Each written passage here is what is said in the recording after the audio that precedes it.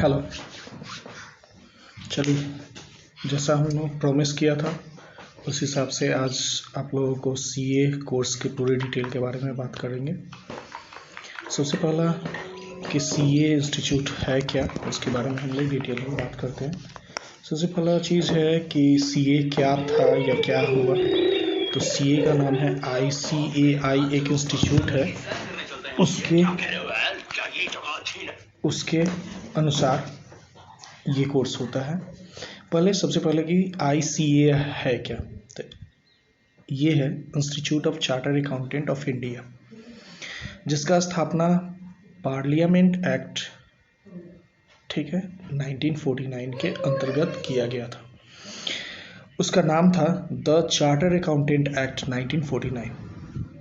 क्या चीज़ के लिए इसका एस्टैब्लिशमेंट किया गया था उसके बारे में हम लोग बात करते हैं। सबसे पहला चीज़ कि ये प्रोफेशनल अकाउंटेंट, जिसको हम लोग बोलते हैं इंडिपेंडेंट अकाउंटेंट, उसके लिए इसका स्थापना किया गया था, जिसको हम लोग स्वतंत्र लेखापाल भी कहते हैं। इसका रीजनल ऑफिस वैसे 5 जगहों पे है। सबसे पहला है मुंबई, चेन्नई, कोलकाता, कानपुर एंड न्यू दिल्ली। जैसा हम लोग जानते हैं कि नोएडा से ऑपरेट होता है, मतलब न्यू दिल्ली से यह ऑपरेट होता है। सबसे पहले जब इसका स्थापना हुआ था तो कोलकाता से ऑपरेट करता था। इसका ब्रांचेस जो है वो ऑल ओवर इंडिया में है। बहुत सारा ब्रांचेस है। जैसे हम लोग बिहार में हैं तो बिहार के हिसाब से हम लोग जानना चाहें तो पटना है, जो रीजनल ऑफिस कानपुर के अंतर्गत आती है। दूसरा चीज़, सबसे बड़ा बेस्ट थिंग इसका क्या है कि क्यों सीए करना चाहिए। तो सबसे पहला चीज़, जो पूरे वर्ल्ड में जितनी भी कंट्री हैं उसमें से सबसे ज़्यादा हम लोगों के सीए, मतलब इंडियन सीए का डिमांड सबसे ज़्यादा है। ऑल ओवर वर्ल्ड 30 कंट्री में हम लोगों का डिमांड है। अब उसके बाद आते हैं कि सीए, जैसे हम लोग बोलते हैं कि सीए करना है, ओरिजिनली हम लोग जानते ही नहीं है कि सीए जो सी इंस्टीट्यूट है वो कितने तरह का कोर्स करवाती है। तो सबसे पहला चीज़ कि सी इंस्टीट्यूट सिर्फ सीए नहीं करवाती है, सीए के अलावा भी उनके पास 14-15 कोर्सेस है, जिसमें पहला एक चीज़ जो हम लोग सबसे ज़्यादा जानते हैं, चार्टर्ड अकाउंटेंसी या चार्टर्ड अकाउंटेंट कोर्स। सबसे पहले हम लोग बात करते हैं कि सबसे पहला कोर्स है जो सीए है, चार्टर्ड अकाउंटेंट कोर्स। दूसरा है ISA, जिसको बोलते हैं इंफॉर्मेशन सिस्टम ऑडिट। तीसरा है आपका DIRM। DIRM का मतलब होता है diploma in insurance and risk management. फिर दूसरा है, उसके बाद अगला जो है वो DIIT है, जिसको बोलते हैं डिप्लोमा इन इंटरनेशनल टैक्सेशन। फिर उसके बाद हम लोग बात करते हैं, उसके बाद ये सर्टिफिकेशन कोर्स कराती है GST के लिए, NPOs के लिए, इंटरनल ऑडिट के लिए और मास्टर इन बिजनेस फिनांस। हम लोग बात करते हैं कि एक एक करके क्या होता है सीए का कोर्स, हम लोग जिसके बारे में आज बहुत ज़्यादा बात करने वाले हैं, डिटेल में बात करने वाले हैं। उसके अलावा जो ISA है, फिर DIRM है, DIIT है, GST है सर्टिफिकेशन कोर्स, NPOs है, इंटरनल ऑडिट है और बिजनेस इन फिनांस है। इसके बारे में हम लोग बाद में बात करेंगे। आज हम लोग सिर्फ सीए के बारे में बात करेंगे, जो मेरा टॉपिक था कि सीए डिटेल कोर्स, जिसमें हम लोग लेवल्स का बात करेंगे, फीस का बात करेंगे, क्या होता है, कैसे इसको करना चाहिए, कितना अटेम्प्ट देना पॉसिबल हो या कैसे देना चाहिए ताकि फर्स्ट अटेम्प्ट सेकेंड अटेम्प्ट में ये पॉसिबल हो जाए। सबसे पहले स्ट्रक्चर देखते हैं सीए का क्या स्ट्रक्चर है। तो सीए का स्ट्रक्चर अगर देखा जाए, हम मैक्सिमम जो भी मेरे पास फ़ोटोज़ है स्ट्रक्चर का, वो सारा चीज़ मैं अपने हाथों से बनाया हूँ। तो जब ये लाइव सेशन ख़त्म हो जाएगा तो मैं अपलोड कर दूँगा, आप लोग देख लीजिएगा। जो भी क्वेरी होगा आप उसके बाद, मेरा नंबर है फेसबुक पे भी अपलोडेड है, वहाँ से देख सकते हैं, या फिर मेरे नंबर पे व्हाट्सअप उसी नंबर से चलता है, उस पर ड्रॉप कर सकते हैं। हम नेक्स्ट अगले सप्ताह में हो सके अगर आपका कुछ क्वेरी रहेगा उसको हम लोग इंक्लूड करेंगे। सबसे पहला एंट्री 2 तरह से होता है। पहले एंट्री का कुछ और लेवल था, लेकिन जब से सीए फाउंडेशन हुआ है तब से एंट्री लेवल अलग हो गया। एक है 12 के बाद और एक है आफ्टर ग्रेजुएशन। एक एक करके हम लोग चर्चा करते हैं कि 12 के बाद क्या है और ग्रेजुएशन के बाद क्या है। तो सबसे पहले 12 के बाद सबसे पहला कोर्स हम लोगों को करना पड़ता है सीए फाउंडेशन, जो आफ्टर ग्रेजुएशन ज़रूरत नहीं पड़ती है। ठीक है। आफ्टर ग्रेजुएशन एंट्री लेने के लिए आपके पास क्या क्वालिफिकेशन होना चाहिए। तो अगर आप कॉमर्स से ग्रेजुएट हो तो 55% ओवरऑल आपके पास मार्क्स होना चाहिए। अगर कॉमर्स से नहीं हो, दूसरे स्ट्रीम से हो, साइंस से हो, आर्ट्स से हो, कोई भी हो, तो उसके लिए 60% होना जरूरी है। आगे बढ़ते हैं। जब सीए का हम लोग इसके बाद सीए फाउंडेशन होता है, उसके ठीक कुछ दिनों के बाद जब रिजल्ट निकलती है, करीब 2.5 मंथ्स के बाद, तो उसके बाद आपको सीए इंटरमीडिएट में एडमिशन कराना पड़ता है। फिर तीसरा लेवल जो सबसे फाइनल लेवल है, जिसको हम लोग सीए फाइनल का नाम दिए हुए हैं। सीए इंटरमीडिएट, सीए फाउंडेशन करने के बाद सीए इंटरमीडिएट जब हम लोग करते हैं, तो उसके पहले या उसके ठीक जस्ट बाद दोनों ऑप्शन है। पहले हम लोग बाद का ही चर्चा करते हैं, क्योंकि सीए फाउंडेशन करने के बाद एक क्या होता है कि हम लोग जस्ट एंट्री पास किए रहते हैं, तो हम लोगों को सोचने में लगता है कि ओ या ये वाला चीज़ होना चाहिए या नहीं होना चाहिए। तो उसको और बेहतर बनाने के लिए सीए इंटरमीडिएट देने के बाद ही आप लोग ये कोर्स के बारे में ध्यान दीजिएगा। क्या चीज़ ध्यान दीजिएगा? जो ऑक्सिलरी कोर्स है, जैसे 4 वीक्स का इंफॉर्मेशन टेक्नोलॉजी का कोर्स करना होता है, उसके बाद 3 इयर्स का आर्टिकलशिप ट्रेनिंग करना होता है, रजिस्ट्रेशन लेना पड़ता है सीए फाइनल में। फिर उसके बाद 4 वीक्स का advance information technology and soft skill course करना पड़ता है, और 2.5 इयर्स का आर्टिकल करने के बाद सीए फाइनल का एग्जाम में बैठा जाता है। मतलब अगर बेसिकली देखा जाए तो सीए इंटरमीडिएट जब आप लोग कर लेते हैं, तो आपका क्या क्या मैंडेटरी हो जाएगा। सीए इंटरमीडिएट का मतलब है, सीए इंटरमीडिएट का 2 ग्रुप है, हम आगे चर्चा करेंगे इसके बारे में।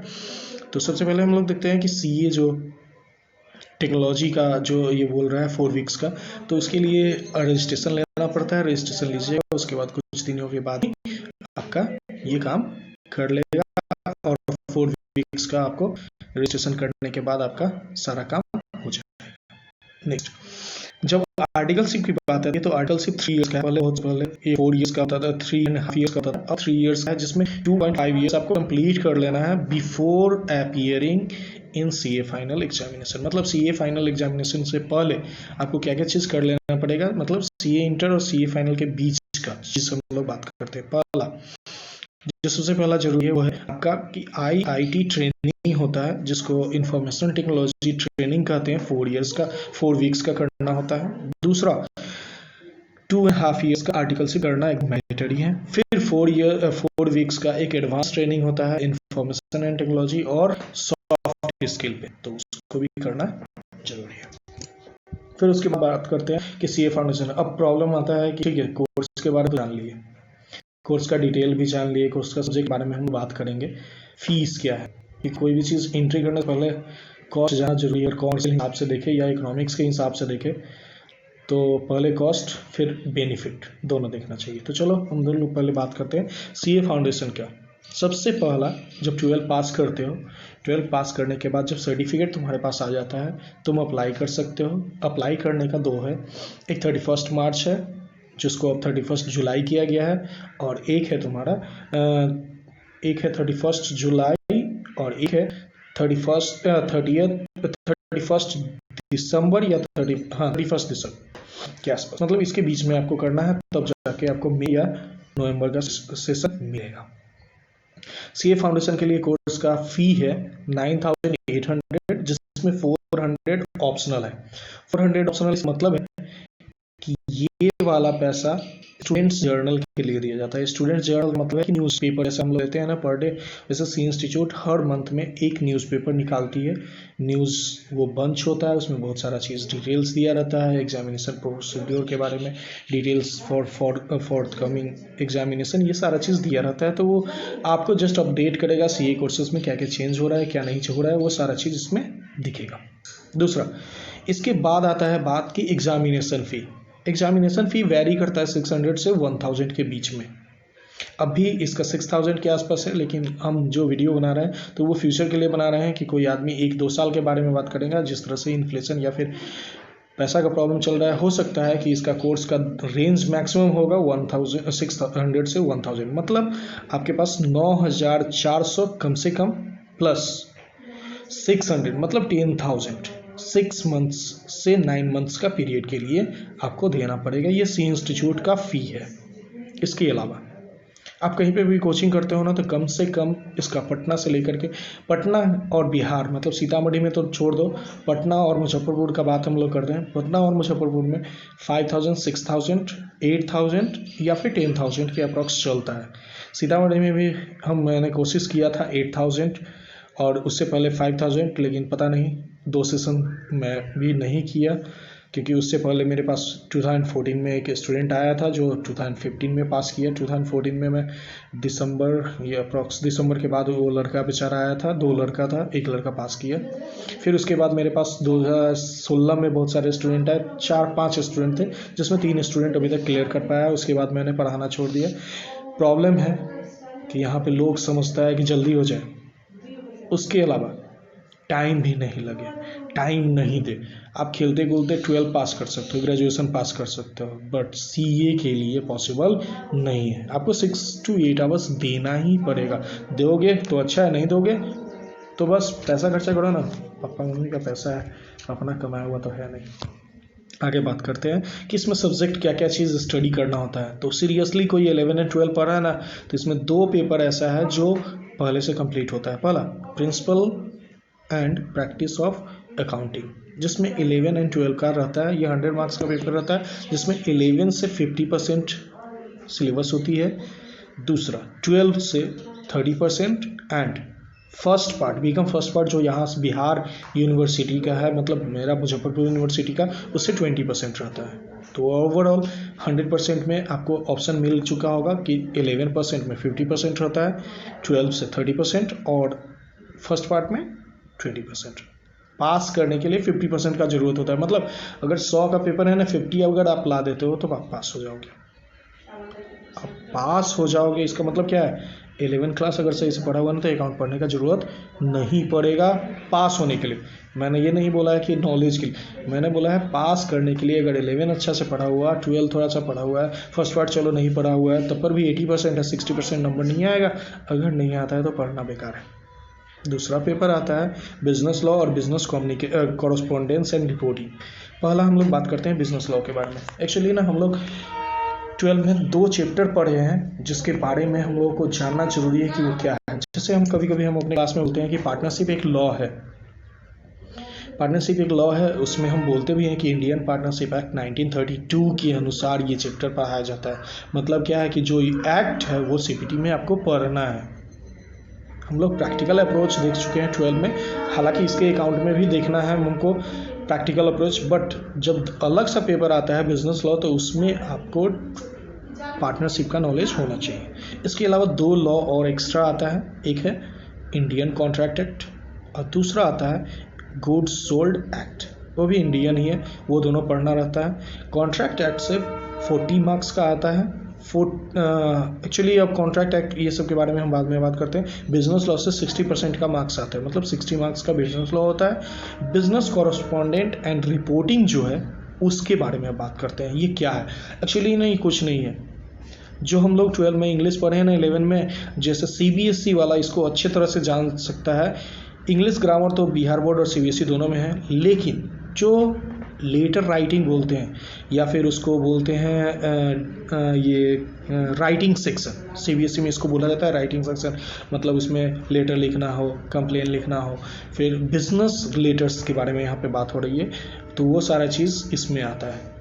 ये 40 मार्क्स का होता है। हालांकि जब सिलेबस देखोगे तो पता चल जाएगा कि ये ग्रामर से रिलेटेड है। 40% मतलब 40 नंबर में 20 नंबर का ग्रामर रहता है, 20 मार्क्स का तुम्हारा कंप्रिहेंशन रहता है, फ्रेज रहता है, ये सब रहता है। अगला फिर उसके बाद तीसरा जो पेपर आता है वो है बिजनेस मैथ। बिजनेस मैथ जो तीसरा पेपर है उसमें भी 3 पेपर है, मतलब मैथ है, लॉजिकल रीजनिंग है और स्टैटिक्स है। मैथ 40 मार्क्स का होता है, 40 मार्क्स का स्टैटिक्स होता है, 20 मार्क्स का लॉजिकल रीजनिंग होता है। लॉजिकल रीजनिंग के बारे में हम लोग बाद में चर्चा करते हैं, पहले मैथ जो आईएससी का 11 और 12 का है वही चैप्टर सब है।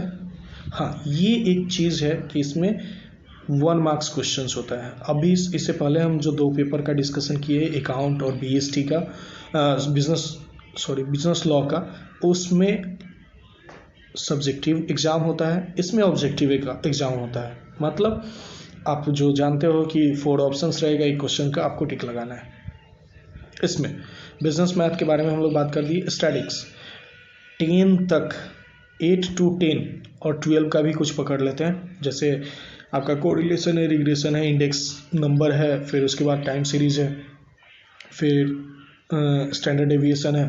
तो ये सारा चीज़ थोड़ा 12 से पार्ट है, लेकिन अंडर 10 तक भी स्टैंडर्ड डेविएशन तक पढ़ाया जाता है। मतलब आपका सबसे पहला चीज़ अगर देखा जाए तो मीन मीडियन मोड है, स्टैटिस्टिक्स का बेसिक इन्फॉर्मेशन, मतलब basic introduction of economics statistics क्या है वो सारा चीज़ होता है। फिर उसके बाद उसमें टेलेशन आता है, तो वो सब 10 के आसपास का सिलेबस है। फोर्थ पेपर जो है वो बिजनेस इकोनॉमिक्स है, जिसमें 60, अच्छा एक और चीज़ छोड़ दी है, सॉरी, वो है लॉजिकल रीजनिंग। लॉजिकल रीजनिंग का मतलब होता है रिलेशंस। जैसे ये जनरल कंपटीशन वाले लोग सब पढ़ाते हैं ना, blood relation, number relation, sequence relations, ये सारा चीज़ इसमें आता है। फिर उसके बारे में आगे में बात करते हैं कि अगला जो पेपर है, फोर्थ पेपर, जो सबसे लास्ट पेपर है, इसमें भी 2 पेपर है। एक है business economics. Business economics micro economics जो 11 और 12 में पढ़ाया जाता है, अब तो बेसिकली ये 11 में हो गया है सीबीएसई के हिसाब से, बिहार बोर्ड में ये 12 में है, ठीक है। तो इसमें 60 मार्क्स का ये आता है बिजनेस इकोनॉमिक्स, और 20 मार्क्स का रहता है बिजनेस एंड कॉमर्शियल नॉलेज। इसके अंदर भी थोड़ा सा गाइडेंस यह है कि इसमें बिजनेस कम्युनिकेशन से रिलेटेड चैप्टर पढ़ाया जाता है कि कैसे बिजनेसमैन को बात करना चाहिए, कैसे लेटर लिखना चाहिए, किसी से कैसे किसी को कैसे अट्रैक्ट करना है to do towards their business, मतलब ये सारा चीज़ कि मतलब बिजनेस को कैसे हैंडल करना है, वो सारा चीज़ इसके अंदर सारा चीज़ आता है। फिर उसके बाद बात करते हैं, ये सारा चीज़ था सीए फाउंडेशन का, जिसमें 4 पेपर था। 4 के अंदर अगर देखते हैं तो बेसिकली कितना पेपर हो जाता है, मतलब सब्जेक्ट कितना हो जाता है। तो पहला पेपर में 1 सब्जेक्ट है, दूसरे पेपर में 2 सब्जेक्ट है, मतलब 3 हो गया। तीसरा पेपर में 3 सब्जेक्ट है, मतलब 3 3 6 हो गया। और चौथा पेपर है जिसमें 2 सब्जेक्ट है, तो 8 सब्जेक्ट हो गया टोटल 8 सब्जेक्ट को अगर अच्छे से एनालाइज करते हो तो मोटा मोटी तुमको चाहिए 200 मार्क्स पास करने के लिए, जिसमें 3 और 4 जो पेपर है वो सब्जेक्टिव नहीं है, ऑब्जेक्टिव है। 1 और 2 पेपर सब्जेक्टिव है सिर्फ, ठीक। पास करने के लिए पूरे 400 पेपर्स में 400 मार्क्स में 200 लाना होता है। 200 लाते हो तो आप पास हो, अगर नहीं ला पाते हो तो तुम फेल हो। अच्छा, एटलीस्ट कम से कम एक पेपर में 40 नंबर लाना होगा, और एग्रीगेट में आपको 50% लाना होगा, मतलब 200 पूरा करना होगा। मतलब अकाउंट में आप 60 को ला दिए, लॉ वाला पेपर जो है सेकंड पेपर, उसमें 40 आ गया तो 100 हो गया, तो बाकी 2 पेपर है उसमें 100 पूरा करना है। अगर आप 50-50 करके लाओ या 60-40 करके लाए, 70 और 30 नहीं पॉसिबल है। मतलब कम से कम 40 मार्क्स चाहिए ईच पेपर में, और एग्रीगेट आपका 50% चाहिए, मतलब 200 मार्क्स। चारों पेपर को 200 पूरा करो, लेकिन याद रखना है कि किसी भी पेपर में 40 से नीचे नहीं जाना है। अब बात करते हैं सी इंटरमीडिएट के बारे में। सी इंटरमीडिएट जब पास कर जाओगे, मतलब टोटल कॉस्ट अगर सीपीटी का आप करते हैं तो सिर्फ कोर्स का था 10,000 इंस्टीट्यूट को देना है, और अप्रॉक्स 10 to 12,000 तुम पकड़ लो, 10,000 ही पकड़ लो, 10 20,000, मतलब 20,000 आपका CA CPT के लिए। ये सिर्फ कोर्सेज फी हुआ। अब आप जहाँ पे रहते हो, जैसे पटना रहोगे तो 5,000 पर मंथ पकड़ लो। 1 साल रहते हो तो अप्रॉक्स तुम्हारा 1 साल जैसे ही रहते हैं, मतलब 5 से इंटू 12 करते हैं। लेकिन बिहार का एक स्ट्रैटेजी क्या है, 4 महीना रहते हैं तो 1 महीना घरे रहते हैं। बेसिकली ऐसा नहीं करना है, कंटिन्यूसली 1 ईयर दो एक को, फिर 1 मंथ का ब्रेक ले लो। जब रिजल्ट का टाइम आता है उस 1 मंथ में आराम से अपने घर से रिलेशन से बात कर लो, फिर डायरेक्ट बोल दो कि 1 साल बाद मिलेंगे। अब टाइम तुमको डिसाइड करना है तुम कौन सा करते हो। मेरे लिए बेस्ट पॉसिबल अगर मेरे हिसाब से देखो तो हमको एक ही चीज़ अच्छा लगा था, वो है, और या फिर मैं जो चीज़ किया था उसमें सबसे पहला पॉइंट था कि मैं 3 साल के बाद एक बार घर आया था। जिस समय मेरा CPT में एक्चुअली जिस समय CPT इंट्रोड्यूस हुआ था उस समय किया वो 2006 में आया था। 6 में मैं एंट्री लिया, 7 में मेरा हुआ 2000। फिर उसके बाद CA के बाद आपका आर्टिकल सिर्फ उसी समय था, CA इंटरमीडिएट बाद में था, मतलब CA PE में मतलब उसको बोलते थे उस समय। जैसे उसको CPT बोलते थे, इसको इसको बोलते थे PCC, फिर बाद में आया PCE। तो मैं PCC का रहा हूँ स्टूडेंट। तो मेरे में था कि पहले आपको 16 मंथ्स आर्टिकल करना पड़ेगा आफ्टर क्वालिफाइंग CPT। उसके बाद आप ITT ट्रेनिंग करो 4 वीक्स का, मतलब अप्रॉक्स 2 ईयर्स के बाद आपको एग्ज़ाम देना था। 2 ईयर्स के बाद मैंने एग्ज़ाम दिया 2010 में मेरा CPT का IPCC का फर्स्ट ग्रुप निकला था। फिर उसके बाद उसी 2010 के नवंबर में मेरा दूसरा निकला था। 2011 में मैंने रजिस्ट्रेशन करवाया था CA फाइनल का। फिर उसके बाद मुझे आर्टिकल कंप्लीट करना था 1.5 ईयर का। फिर आर्टिकल के बाद जो स्किल वाला था उस समय एग्जाम्पशन था कि पहले कर लो उसके बाद करना है। फिर अनफॉर्चुनेटली 2 बार एग्ज़ाम दिया, 2 बार क्या 3 बार एग्ज़ाम दिया। Before the marriage one time, after the marriage 2 times, लेकिन पॉसिबल नहीं हुआ। कभी 13 नंबर से, कभी 14 नंबर से। इसके पीछे कारण है, शादी होने के बाद या फिर फैमिली के साथ रहने के बाद आप ना प्रॉपर टाइम स्टडी को नहीं दे सकते हो। इसीलिए मैंने बोला है कि 1 साल आप CA के किसी कोर्स को दो, तो फिर उसके बाद फिर 1 मंथ अपने फैमिली को दे दो। फिर उसके बाद राय विचार ही ले लो कि नहीं ये करोगे तभी CA बनोगे, नहीं तो नहीं बन सकते हो। ठीक है, चलो अब आगे का ज्ञान देते हैं।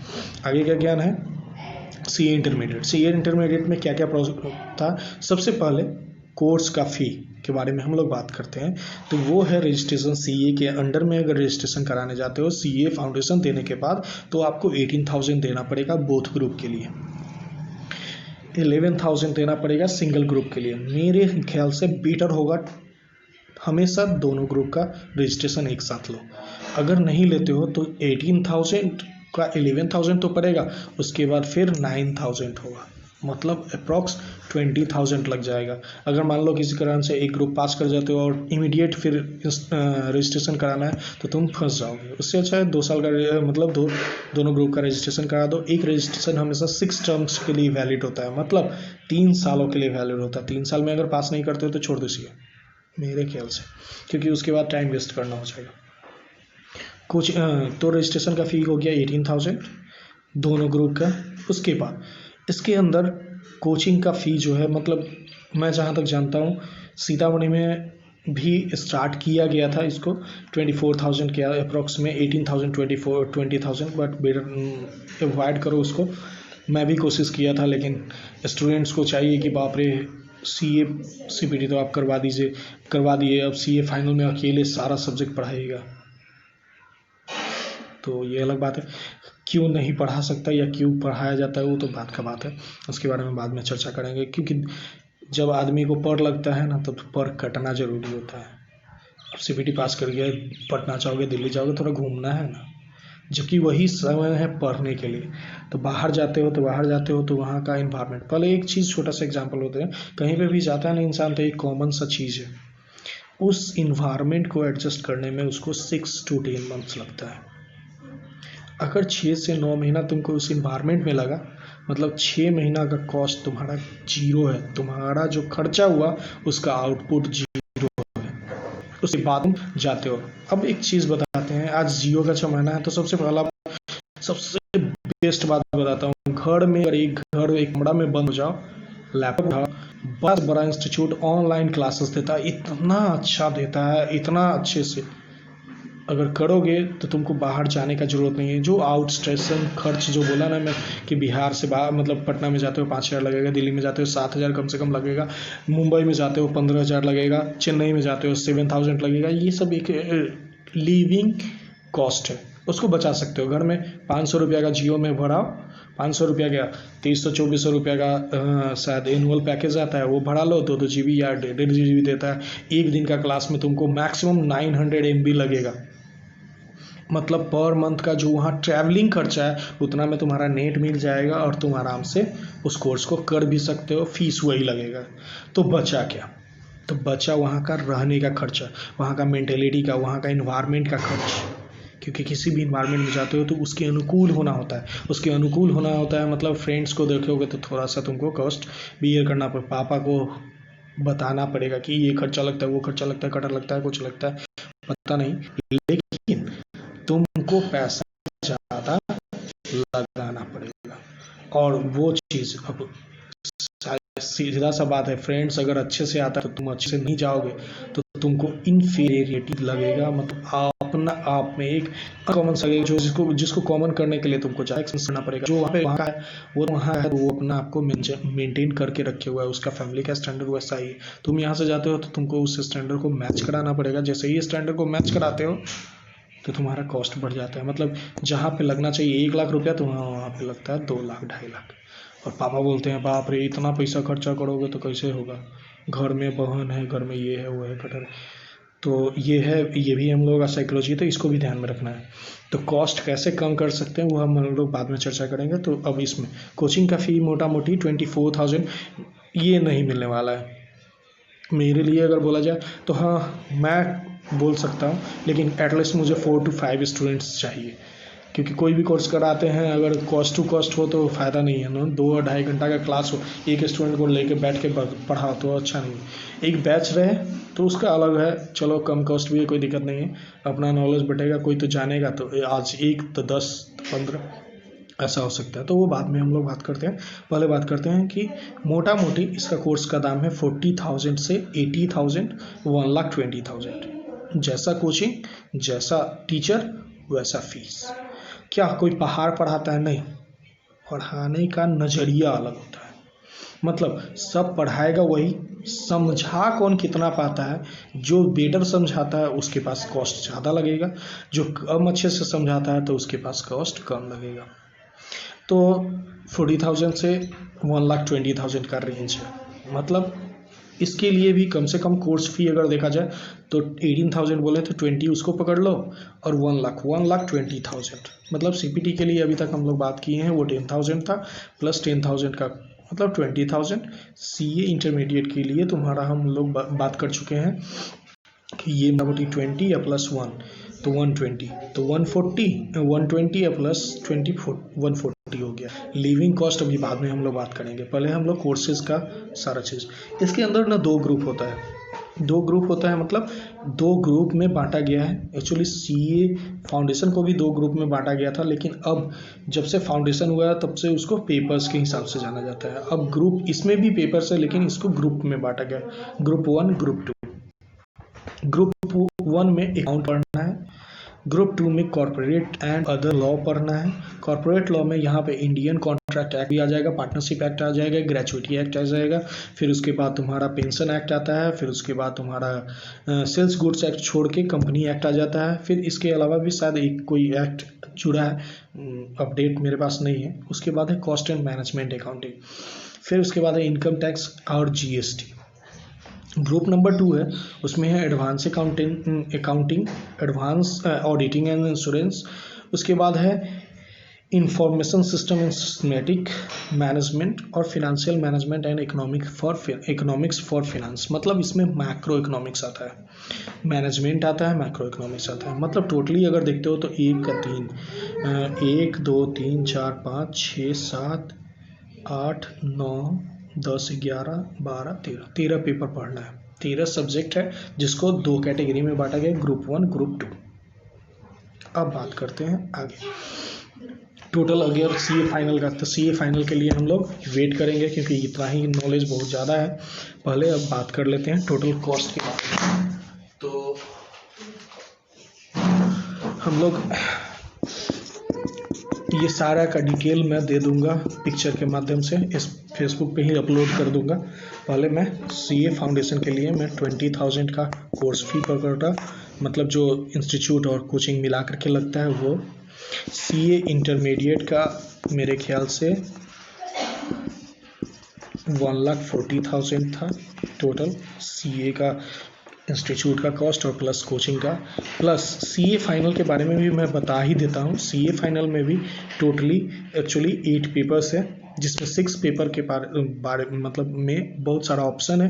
जैसे मैं डिटेल में बता रहा था ना कि GST course, certification course, international taxation, accounting, ये सारा चीज़। तो उसके लिए 6 नंबर एक पेपर है, उसमें ऑप्शंस मिलता है कि ऑप्शन 6A लीजिएगा, 6B लीजिएगा, 6C लीजिएगा, ये सारा चीज़। टैक्स वहाँ 2 तरह से बदल जाता है, एक डायरेक्ट टैक्स, एक इनडायरेक्ट टैक्स में। एसएफएम फिनेंशियल मैनेजमेंट जो है वो स्ट्रेटजिक मैनेजमेंट फिनांस हो जाता है। कॉस्ट जो है वो मैनेजमेंट अकाउंटिंग में बदल जाता है। अकाउंट जो है वो एडवांस एडवांस अकाउंटेंसी और फिनेंशियल रिपोर्टिंग के माध्यम से सब्जेक्ट उसका नाम दिया गया है। उसके बाद ऑडिट जो है उसको advance auditing and ethics, professional ethics कहा जाता है। फिर उसके बाद लॉ जो है उसको allied company and allied law बोला जाता है। और एक बच गया आपका इंफॉर्मेशन टेक्नोलॉजी, वो एक सब्जेक्ट है।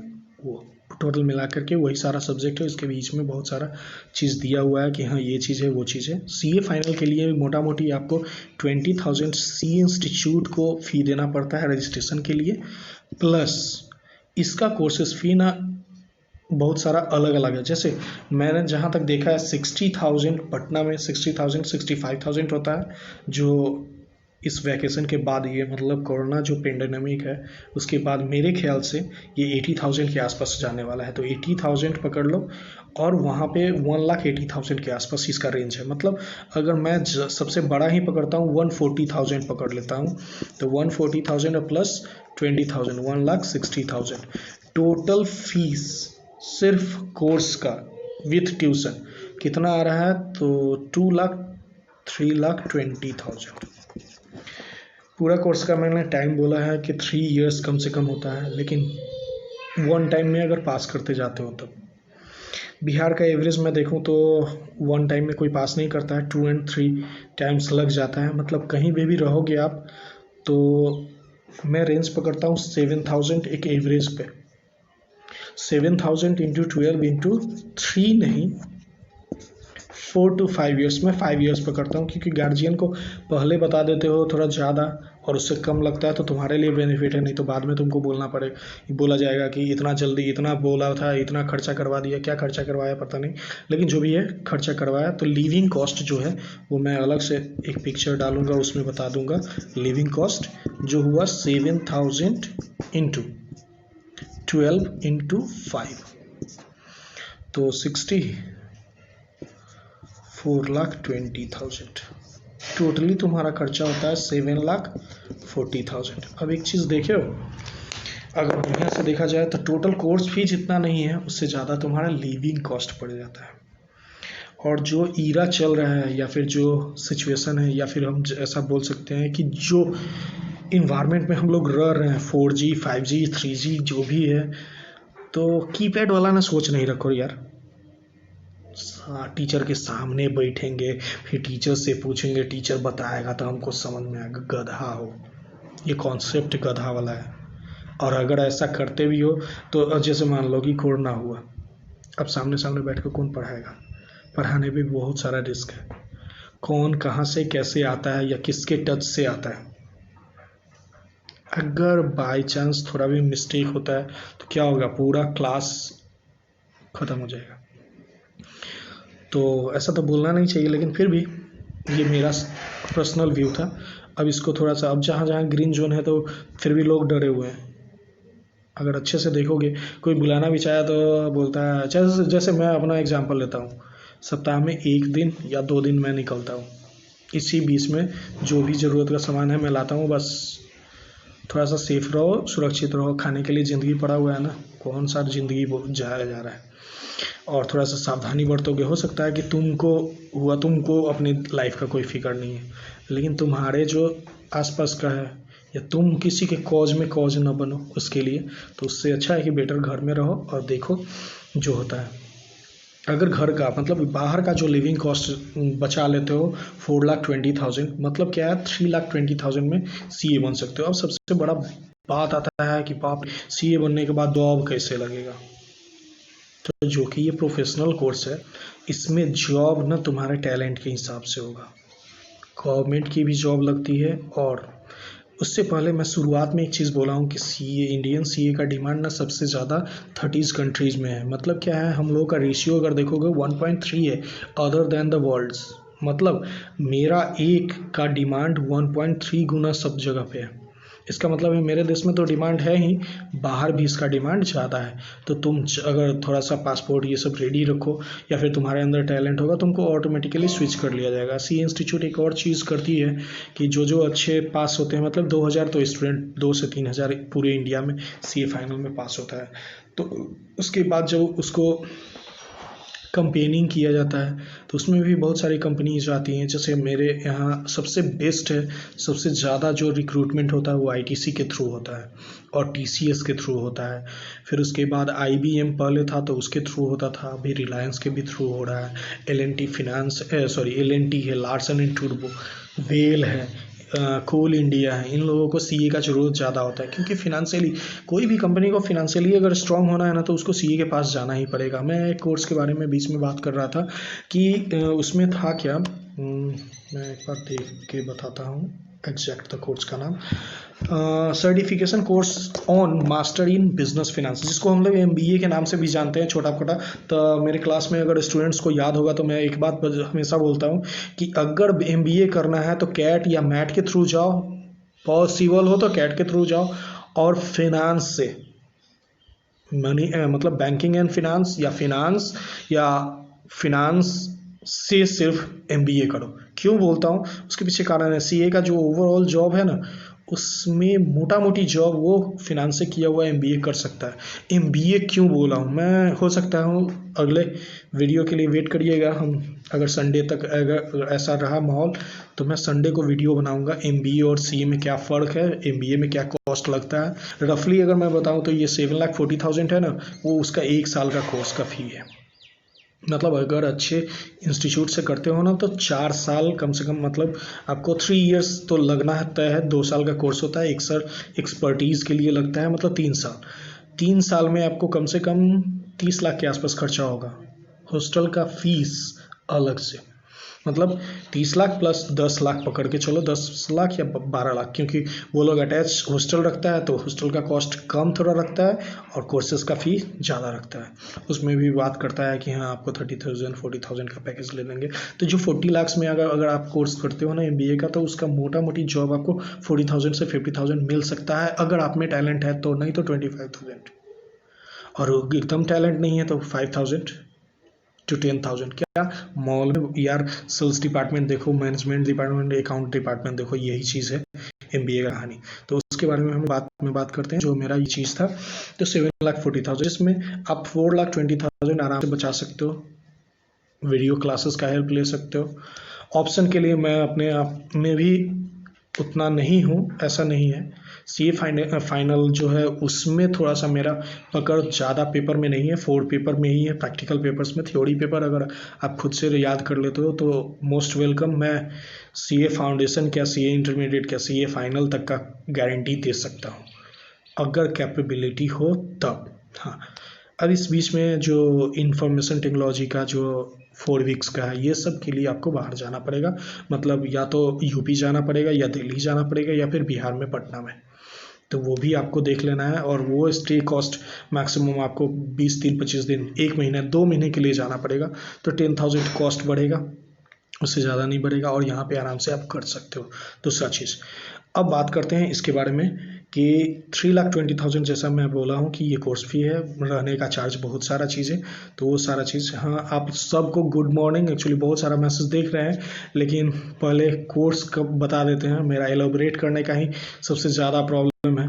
मैं एलोबरेट ज़्यादा करता हूँ, मतलब ज़्यादा डिटेल में बताता हूँ, तो थोड़ा सा लंबा होने लगेगा ये लाइव, और लाइव लंबा होने लगेगा तो बहुत सारे को प्रॉब्लम होने लगेगा। बाप रे, ज्ञान बांट रहा है, इतना ज्ञान लेके बिहार में क्या लगी है, या सीतामढ़ी में क्या लगी। तो अपना ना किस्मत है, मेरा किस्मत बिहार था, और शुरू से मैं सोचा था कि बिहार में आऊँगा, लेकिन हो सकता है वो आने का टाइम थोड़ा गलत हो सके, या जो भी है वो अलग सा बात है। मेरा हो सकता है कि वैसे भी एक चीज़ कहा गया है ना कि जो जहाँ पे ज्ञान होता है ना वहाँ पे भुखमरी ज़्यादा होता है, या फिर जहाँ पे ज्ञान होता है ना उसके पास पैसा बहुत कम होता है। इसके पीछे कारण है।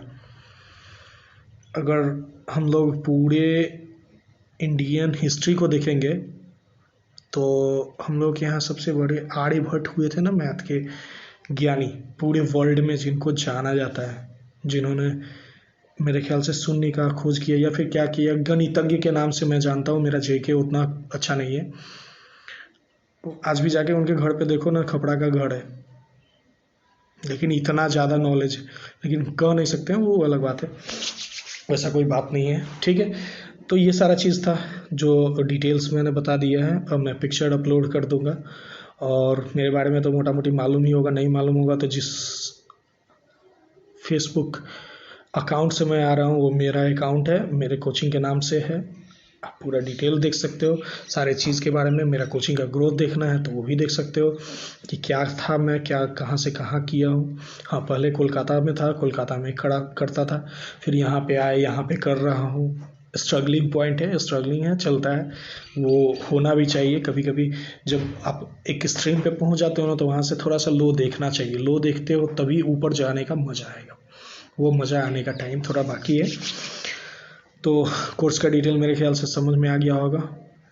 अगर इसके अलावा भी अगर जैसे CS है और ICMAI है, जिसको कॉस्ट एंड मैनेजमेंट अकाउंटिंग कहते हैं या कंपनी सेक्रेटरी कहते हैं, सेम है सिलेबस, थोड़ा सा अंतर है। यहाँ पे अकाउंट्स जो है वो मेन पेपर में है, CS में लॉ मेन पेपर आ जाता है, उसमें 6 लॉज पढ़ना पड़ता है। तो उसमें भी पेपर उतना ही है, 6 लॉ है, मतलब उसमें कंपनी लॉ है, लेबर लॉ है, उसके बाद और बहुत सारा है, मेरे उतना ध्यान में नहीं आ रहा है, और उसके बारे में मैंने सोचा भी नहीं है कि उसके बारे में बोलूँगा, लेकिन बोल देता हूँ। और बाकी आप लोगों के पास गूगल महाराज है ही, गूगल में गूगल कीजिए, CA का सिलेबस डाउनलोड कीजिए, CS का डाउनलोड कीजिए, CMA का डाउनलोड कीजिए, और उससे कंपेयर कर लीजिएगा। ऑलमोस्ट 80% सिमिलर है। किसी में लॉ ज़्यादा है, किसी में कॉस्ट ज़्यादा है, किसी में ये ज़्यादा है, ओवरऑल सबका। और MBA फिनांस, इसका भी अगर आप लोग डाउनलोड कीजिएगा सिलेबस, तो ये भी इक्विवेलेंट है। ये चारों चीज़ बहुत ज़्यादा ज़रूरी है, मतलब ये चारों चीज़ एक दूसरे से संबंधित है। हाँ, कहीं पे पैसा ज़्यादा है, कहीं पे पैसा कम है, कहीं पे लेबर ज़्यादा है, कहीं पे लेबर कम है, बस इतना ही। और इसके बारे में अगर बाकी डिटेल लेना हो तो मैं फेसबुक पे अभी जस्ट थोड़ा देर के बाद इस सारे पेपर्स को अपलोड कर दूंगा, पिक्चर्स के, मतलब पेपर के पिक्चर को अपलोड कर दूंगा, आप लोग देख सकते हो। हाँ, मेरे ख्याल से जो मैं यहाँ लिविंग कॉस्ट लिखा हूँ उसको मैं स्टार दे देता हूँ। You can save if you can trust. तो पहले ट्रस्ट करना सीखो, अपने आप सेव हो जाएगा। और अगर 4,20,000 सेव कर लेते हो तो मेरे ख्याल से फैमिली को भी प्रॉब्लम नहीं होगा, मतलब फैमिली को, पापा को थोड़ा राहत भी मिलेगा, और तुम्हारा कोर्स कंप्लीट हो जाएगा। अब एक और चीज़ है कि कभी कभी एक सिचुएशन आता है कि CA नहीं कर पाए तो क्या कर सकते हैं। जैसे अपने पे एग्जांपल लेता हूँ, क्या कर सकता हूँ, तो मैं GST का कोर्स भी कर सकता था, ATC का कोर्स कर सकता था, इंटरनल ऑडिट का कोर्स कर सकता था, और प्राइवेटली मैं बहुत सारा ऑडिट का फॉर्म उठा सकता था, सेल्स टैक्स का काम कर सकता था, GST का काम कर सकता था। बट प्रैक्टिकल मुझे पसंद लगता है, पता नहीं क्यों। दूसरे को समझाना मुझे बहुत ज़्यादा अच्छा लगता है करने से ज़्यादा। तो वो सब मेरे से पॉसिबल नहीं है, और ना ही वो क्या कहते हैं, जस्ट भाग दौड़ वाला और किसी के हिसाब से चलना अच्छा नहीं लगता है, पता नहीं क्यों। जस्ट ये है कि सारा काम, बहुत सारा काम कर सकते हो आप। GST का फॉर्म कर सकते हो, सेल्स टैक्स वाला जो GST है, उसके बाद आपका और इंटरनल ऑडिट कर सकते हो, बैंक में ऑडिट कर सकते हो, बैंक में स्टाफ्स के हिसाब से, जैसे प्राइवेट बैंक सब बहुत सारे, चाहे जो भी गवर्नमेंट बैंक है, कॉन्ट्रैक्ट पे बहुत सारे लड़कों को लेती है, क्वालिफाइड पर्सन्स को लेती है। इंश्योरेंस में बहुत ज़्यादा आपका पहुंच हो जाएगा, क्यों, इंश्योरेंस ऑडिट भी किया जाता है। तो CA ना बनने के बाद भी सर्टिफिकेशन कोर्स होता है, जिसमें आप ये सब कोर्स का सर्टिफिकेट ले सकते हो, आप ऑडिट कर सकते हो। और यहाँ पे तो CEO का कमी है, CA में, सीतामढ़ी में, तो आप आराम से उठा सकते हो। बहुत सारा मेरा जान पहचान का ही आदमी है जो GST का कंसल्टेंसी सर्विस कराता है, कहीं कभी मेरा स्टूडेंट भी था। तो हाँ, ये है कि मैं उसको GST के बारे में सजेशन नहीं दिया हूँ। हाँ, मेरे यहाँ कभी था, अब है, कुछ फ्रेंड्स भी है जो कभी फ्रेंड्स बने थे, मतलब जब मैं सीतामढ़ी में आया तो बहुत सारे लोगों से मिला था, तो वो सारे लोगों को आज देख रहा हूँ, तो ये सारा चीज़ वो लोग कर रहे हैं और अच्छा खासा कमा भी रहे हैं। दूसरा चीज़, अगर नॉलेज आपके पास रहेगा तो नहीं कमाओगे, ऐसा पॉसिबल नहीं है। आपको कुछ ना कुछ बुद्धि आएगा, बुद्धि आना चाहिए। उसे भी बोला जाता है ज्ञान कभी भी जाया नहीं जाता है। अगर अच्छे से देखोगे तो सब कुछ क्लियर होगा। एक्चुअली कोई बोल रहा है कि अरे बाप रे, कोचिंग इंस्टीट्यूट ओपन कर लेंगे आपके साथ। बाप, आपके तरह, बहुत अच्छा बात है, अच्छा विचार है। मैं तो चाहता हूँ कि बहुत ज़्यादा यहाँ पे अगर सब कोई होता है तो सबको फ़ायदा मिलेगा। ब्राइटनेस एक्चुअली तो ओवर ही हो चुका है, तो ब्राइटनेस बढ़ा के भी क्या फ़ायदा। चलो मैं ब्राइटनेस बढ़ा देता हूँ। ठीक है, मेरा शक्ल सूरत ने, मेरा आवाज़ सिर्फ देखो ना, सबसे बेस्ट रहेगा। ठीक, तो सबसे बेस्ट बेनिफिट रहेगा। तो सब कुछ शक्ल सूरत में क्या क्या है, नॉलेज नॉलेज के हिसाब से, और मैं सारा चीज़ अपलोड कर देता हूँ। अच्छा, आप लोगों का नाम ले ले, बहुत सारे हैं, कितने का नाम लेंगे। शिवम राज है, फिर उसके बाद अर्चना जी हैं, उसामा है, माधवन है, शिवम नाम का एक और लड़का है कोई। ठीक है, नाम लेने से क्या होता है, मैं अपना नाम भी नहीं ले रहा हूँ, और नाम लेना ज़रूरी नहीं होता है। काम करो ना यार, नाम तो दूसरा कोई लेगा। ठीक है, तो साइनिंग ऑफ कर देते हैं।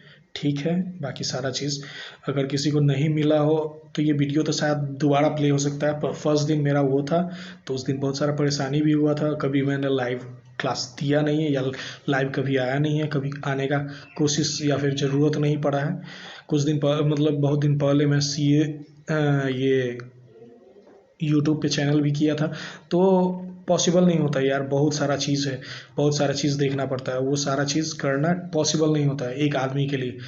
कोचिंग करो, घर संभालो, फिर प्लस वो सारा चीज़ करो, तो उतना अपने में मस्त रहो, अपना नॉलेज बढ़ाओ, थोड़ा बहुत पढ़ना चाहिए। अभी भी मैं पढ़ता हूँ, अभी भी बहुत सारा नोट्स तैयार करता हूँ, तो वो करना चाहिए।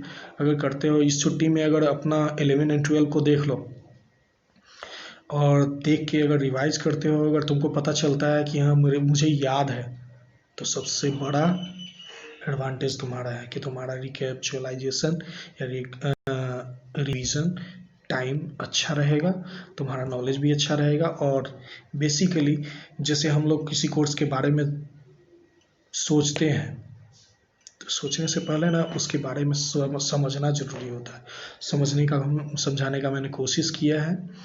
अच्छा लगा तो ठीक है, नहीं तो कभी कमेंट कर दीजिएगा कि समझ में नहीं आया, या फिर जो भी चीज़ है, तो मैं कोशिश करूँगा दूसरा कुछ करने का। ठीक है, तब के लिए टाटा बाय।